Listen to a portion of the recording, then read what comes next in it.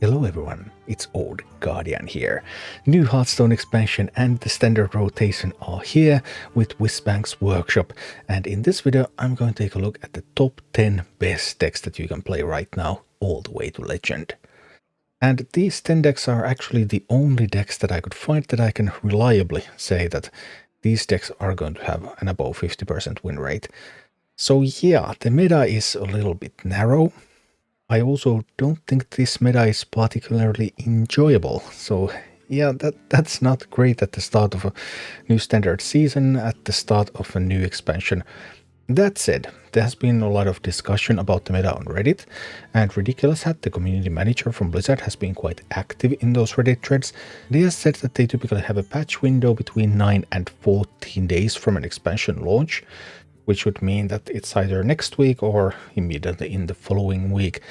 And looking at the nature of this meta, looking at what is being oppressive here, looking at what is missing, what classes don't have any viable decks right now, it seems to me that this can all be fixed by a balance patch. I don't think the expansion is inherently flawed. There's a lot of interesting cards in this expansion, but the balance is just not quite there. So I hope that we're going to get that balance patch soon, and I hope that it's going to fix the meta. But in the meanwhile, if you would play Hearthstone right now, and you could play Hearthstone right now, what sort of Hearthstone should you play? Let's take a look. Coming in at number 10, we have Rainbow Death Knight. Rainbow Death Knight was already a meta deck in the previous expansion, but it has changed a little bit because there's addition of cards like Rainbow Seamstress, there's addition of Dr. Stitch and Sue, the Headless Horseman.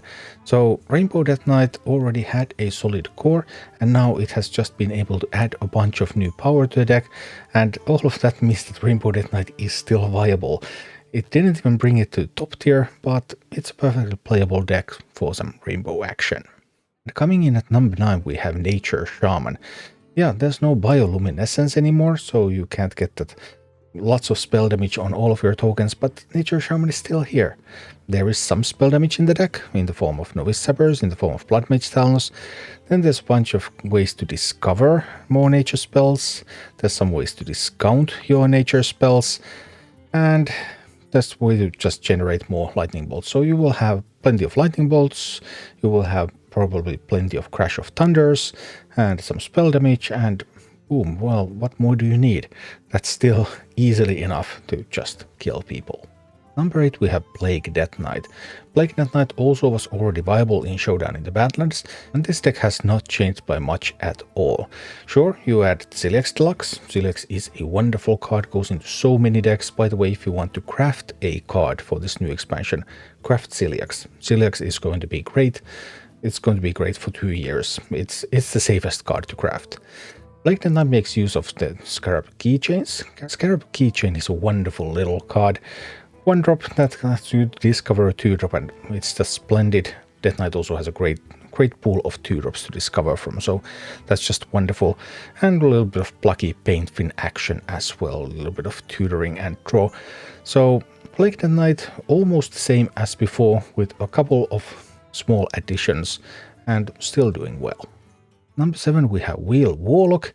Yeah, Wheel of Death. The opponent loses the game in 5 turns. 8 mana, do nothing, except that you will win the game in 5 turns. However, it can also be 8 mana, and then play a 0 mana Phantom, and then you might have Forge of Wheels on the board, so it's 8 mana, win the game in 5 turns, also get a 15-15 with Lifesteal and Taunt, and also get a 15-15 with Rush. Like, that's more like what Wheel Warlock really is about. So that's what the deck is trying to do. The deck actually doesn't even win that often with the wheel, because it just wins with that Phantom and the copy of Phantom. So yeah, that's Wheel Warlock. A little bit of an unexpected development. If it gets to Doomkin, some mana crystals, drop that wheel earlier. Not many decks have answered those 15-15s. Then something like Control Warrior has answers those 15-15s, but Control Warrior can't kill the Wheel Warlock in the next 5 turns. So Control Warrior still ends up dead. One of the few cases where the wheel actually is delivering the lethal blow. So this is now the best Warlock deck in the game. There's also Sludge Warlock. Sludge Warlock is not on this list, but I think Sludge Warlock could be on this list. It's just that hardly anyone plays that, so I don't have enough of a sample size so that I could confidently say that Sludge Warlock is still good. but the small sample size, like 200 games that I have, do seem to indicate that, yeah, Sludge Warlock is also still perfectly playable with no new cards needed. But Wheel Warlock is the superior Warlock archetype. And at number 6 I have Miracle Rogue over here. This has been super hard to place. The sample size of this deck is around 1000 games. And 1000 games, and this has a pretty high win rate, which means that I'm quite confident that this is roughly in this place and definitely above 50%.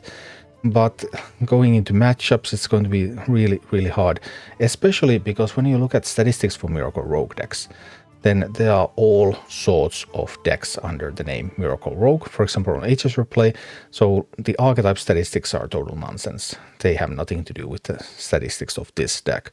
But this very specific deck can do some really powerful stuff. It has Mimiron in it with a bunch of mechs, so you can generate tons of value. Then it has the Gaslight Gatekeeper. You shuffle your hand into your deck and you draw as many new cards. And then you have Playhouse Giants. So then you can get some Playhouse Giants on the board. You can get Everything Must Go for 0 mana, so a couple of other minions on the board. You can break dance some of those giants, so you can get even more big stuff on the board.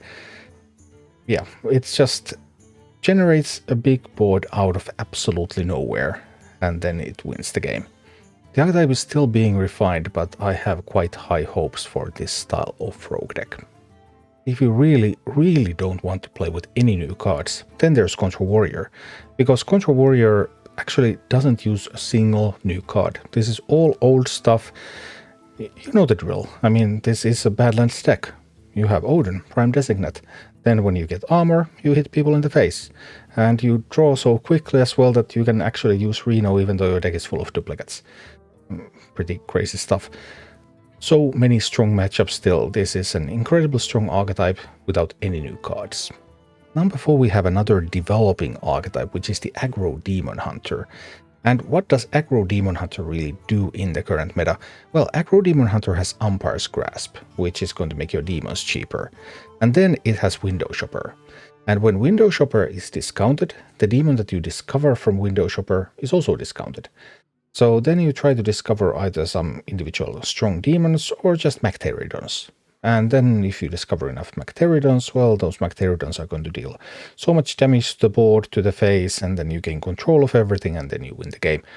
So, yeah. Aggro Demon Hunter, this deck has been evolving. Initially, it included Macteridon in the list itself, but as it keeps evolving, then it becomes just cheaper and cheaper, and then that Window Shopper discovery win condition, and that's the deck. That's it. At number 3 we have the deck that Reddit loves to hate at the moment, and it is Handbuff Paladin.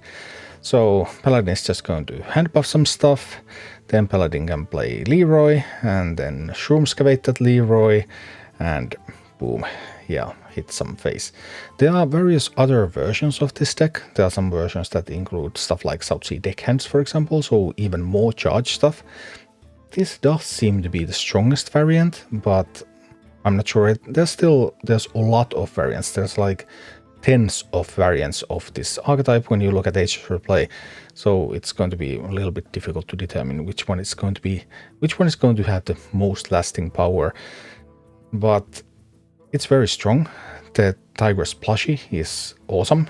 It becomes bigger in hand when you buff it, and then it just rushes into something, it removes a threat and it heals you to full, and then you go in with Leroy, and yeah, it gets pretty crazy like that. However, Handbuff Paladin does have weaknesses. Notably, there are 2 matchups where Handbuff Paladin is unfavored. One is against Spell Token Hunter, and the second is against Flood Paladin. Pretty much everything else it just beats. So the most advanced Reddit posters have already moved into saying that, hey, actually, Hunter is worse than Paladin. And they are right. Spell Token Hunter is incredibly powerful. You get some tokens on the board, you buff them up with Ciliax, and you have Leroy out there, and you saddle up so they can't even be removed because other stuff is going to come up, and then you have Patchwork Pals, which gives you all the animal companions, except that you get to choose which animal companions and when, so you can use Leok when you have a board, and you can use Huffers that can go to face, and You have a jungle gym out there and children are going to be playing on it. No, wrong, jungle gym. This jungle gym actually just pews everywhere.